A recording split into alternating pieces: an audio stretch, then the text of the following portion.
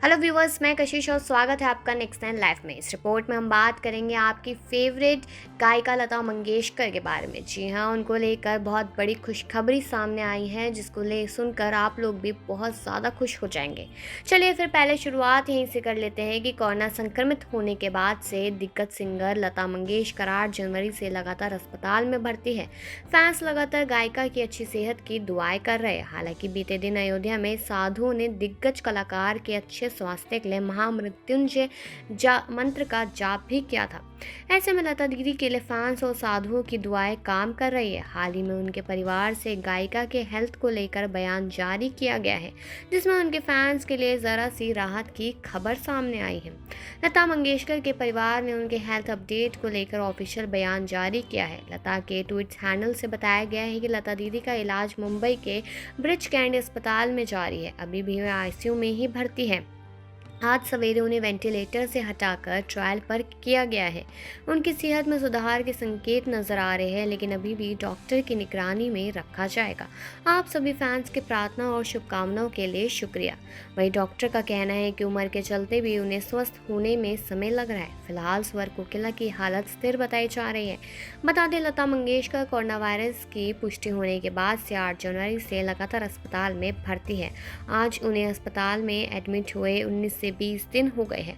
लेकिन साथ ही साथ ये भी बता दें कि अब उनकी हालत पहले से काफ़ी ठीक हो चुकी है, क्योंकि वो पहले आईसीयू में वेंटिलेटर पे थे। और वेंटिलेटर का मतलब तो आप सभी लोग जानते हैं, लेकिन अब उनको वेंटिलेटर पे से हटा दिया गया है, जिससे ये पता चल रहा है कि लता मंगेशकर की तबीयत में काफ़ी ज़्यादा सुधार है। लेकिन ये सब हुआ कैसे था और क्या मामला था, वो हम आपको आगे की रिपोर्ट में भी बताएंगे। मशहूर गायिका लता मंगेशकर बीती 8 जनवरी से ब्रिच कैंडी अस्पताल के आईसीयू में भर्ती है। शाम को खबर आई थी कि उनकी हालत बिगड़ गई है। हालांकि अब उनके प्रवक्ता ने इस खबर का खंडन कर दिया है।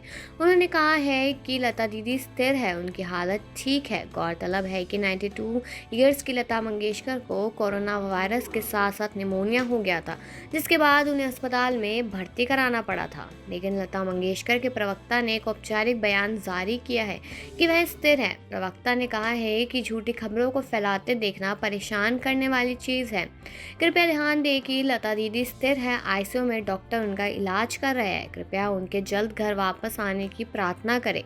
इससे पहले लता मंगेशकर की हालत बिगड़ने वाली खबर पर हमारे सहयोगी ने उनकी बहन और सिंगर आशा भोसले से बात की थी। आशा भोसले ने कहा था, नहीं, मैं भाभी अर्चना और उषा से पहले बात की थी, लेकिन उन्होंने कहा कि हम सबको दीदी की सलामती के लिए प्रार्थना करनी चाहिए। आशा भोसले ने आगे कहा, वो हमारे परिवार में सबकी माँ जैसी है। उनके घर पर शिव भगवान के रुद्र बिठाए हैं और उनके ठीक होने के लिए पूजा पाठ किए जा रहे हैं। वहीं महाराष्ट्र के स्वास्थ्य मंत्री राजेश टोपे ने रविवार को कहा कि लता मंगेशकर की सेहत में सुधार हो रहा है। राजेश टोपे ने कहा कि लता मंगेशकर की हालत में सुधार हो रहा है। मैंने ब्रिच कैंडी अस्पताल के अधिकारियों से बात की, जिन्होंने मुझे उनके स्वास्थ्य के बारे में अपडेट किया है। मैंने उनसे कहा कि अस्पताल के प्रवक्ता को गायिका की स्थिति पर अपडेट देना चाहिए, क्योंकि लोग उनके स्वास्थ्य के बारे में जानना चाहते हैं। स्वास्थ्य मंत्री ने कहा कि लता मंगेशकर के परिवार के सदस्यों के साथ चर्चा करने के बाद ही अस्पताल उनके स्वास्थ्य के बारे में अपडेट कर सकता है।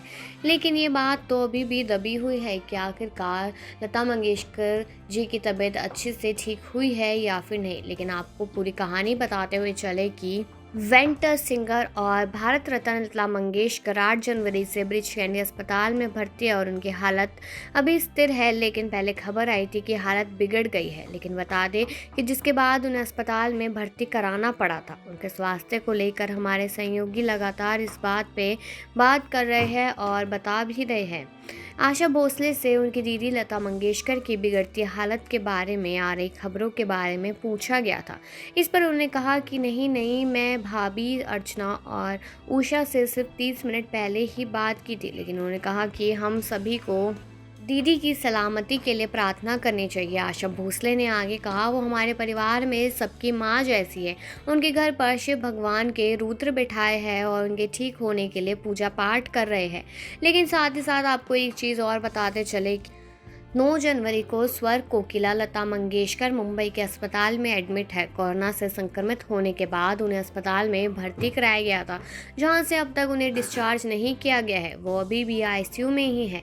ऐसे में उनके प्रशंसक उनकी तबीयत को लेकर चिंता जाहिर कर रहे हैं। अगर जानकारी के हिसाब से बात करें तो बता दें कि गायिका लता मंगेशकर को अभी अस्पताल में ही रखा जाएगा जब तक वो पूरी तरह से स्वस्थ नहीं हो जाते। फिलहाल वो कैसी है, उन्हें एडमिट कराया गया था। उनकी उम्र भी ज़्यादा है, ऐसे में उनसे किसी को मिलने की इजाज़त भी नहीं दी गई है। उनकी हालत में सुधार होने के बाद ही उन्हें अस्पताल से छुट्टी मिलेगी। फिलहाल उन्हें काफ़ी ज़्यादा देखभाल की ज़रूरत है और लोग भी लगातार उनके लिए प्रेयर करते हुए नजर आ रहे हैं। लता मंगेशकर को तबीयत खराब होने के बाद 9 जनवरी को अस्पताल लाया गया था। उन्हें निमोनिया भी है और साथ ही साथ उनकी कोविड रिपोर्ट भी पॉजिटिव आई थी, जिसके बाद से ये आईसीयू ने डॉक्टर के पैनल की निगरानी में है। वहीं खबर ये भी है कि खुद लता मंगेशकर नहीं चाहती कि उनकी सेहत के बारे में लोगों को बताया जाए।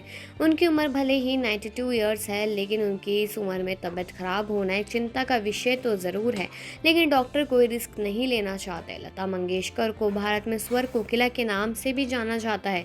अपने करियर में उन्होंने अपनी आवाज़ के जादू से हर किसी को अपना फ़ैन बना लिया था और आज भी उनके चाहने वालों की कोई कमी नहीं है। यही कारण है कि लता मंगेशकर अस्पताल में है और बाहर हज़ारों हाथ दुआओं में उठे हैं और दुआ यही है कि लता दीदी जल्द से जल्द ठीक हो जाए।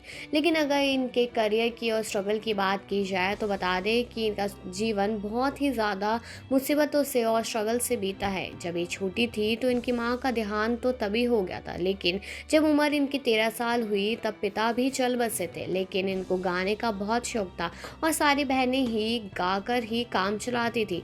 तो जब पिता का देहांत हो गया उसके बाद भी इन्होंने अपनी गायिका नहीं छोड़ी और गायिका करते करते आज ये इस मुकाम पे पहुंच गई कि इनके अपना देश हो या फिर भारत विदेश हो, किसी ने भी इनके गाने नहीं छोड़े। हर कोई इनका गाना सुन के इनको हमेशा याद करता है और साथ ही साथ इनकी तारीफ़ें भी बटोरती है। और ऐसा कोई अवार्ड नहीं है जो इनके घर पर होना।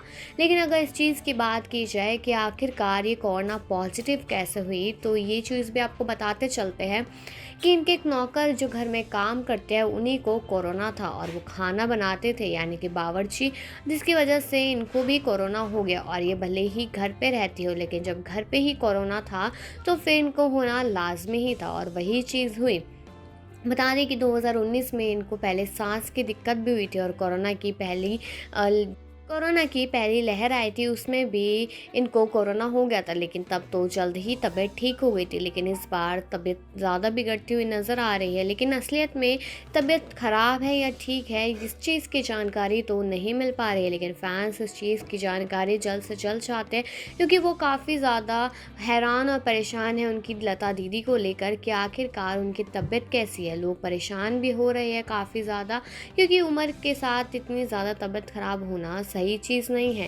लेकिन साथ ही साथ आपको ये भी बता दें कि वो अपनी बहनों से काफ़ी ज़्यादा प्यार करती है, लेकिन आशा भोसले के साथ उनका मनमुटाव हो गया था, क्योंकि सबको मालूम ही है कि आशा भोसले ने भागकर शादी कर ली थी। लेकिन शादी भी किसी ऐसे वैसे से नहीं की थी, वो भी गायक ही थे और उनसे शादी कर ली थी, जिसके बाद बहनों के बीच का मनमुटाव भी कम होता चला गया।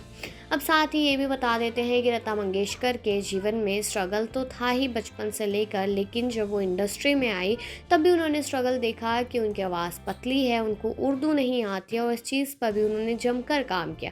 और आज उनकी आवाज़ ऐसी है कि बच्चे से बच्चा और बुज़ुर्ग हो, हर कोई उनकी आवाज़ सुनना चाहता है। और ऐसा ही नहीं है कि पुराने ज़माने में ही इन्होंने गाने गाए, यहाँ तक कि जो नए ज़माने के गाने हैं उसमें भी इन्होंने गानों की लड़ी लगा दी है और ये लोगों को बहुत पसंद भी आती है। जी हाँ।